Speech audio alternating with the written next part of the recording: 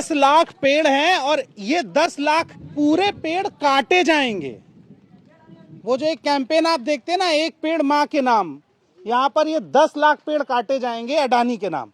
और इस जमीन को कागज पर दिखाया गया है कि ये बंजर जमीन है और तब इसका होना पौना दाम दिया गया है। कोई चीफ इंजीनियर थे, वो जाके थाना पे बोले तो थाना वाला केस किया हम पे, बोला कि आप लोग को FIR किया जाएगा। ये तो हम बोले बड़ा बहू को आप प्लॉट पे आइए। प्लॉट पे नहीं आए, पूरा तू में हुआ। उसके बाद वहाँ से काम बंद हो गया।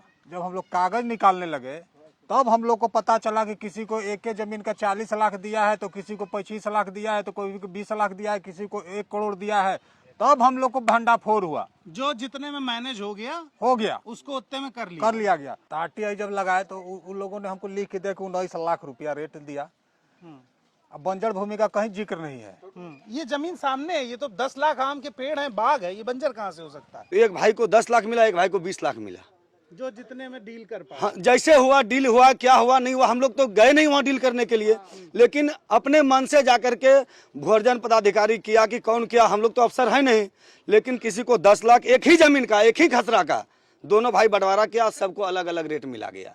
उसके बाद हमको ये अलग अलग नहीं किया गया कि हमारे पास कितना पेड़ है, कुआं है, घर है, किसका क्या दाम मिला, आपके पेड़ में कितना दाम है। अच्छा, अगर ये पूरा बनता है, हाँ, यहाँ से 4 किलोमीटर तक आम के 4 किलोमीटर नहीं, ये जो जितना भी रेंज है NTPC में, इसमें 95% करोड़ों पेड़ कटेगा। आप गिनती कीजिए। अगर आप मान लीजिए आम का पेड़ है, सागवान का पेड़ है, चाहे आपको लीची का पेड़ है, ये सब पेड़ है ना सर, ताड़ है, यानी कि करोड़ों पेड़ है। और अगर हम ये कहेंगे वन विभाग से कि आज मान लीजिए कि एक वृक्ष कटता है तो कितना क्षति हो रहा है, ऐसे ही जाकर के प्रदूषण कितना हो रहा है आप जान रहे हैं सर।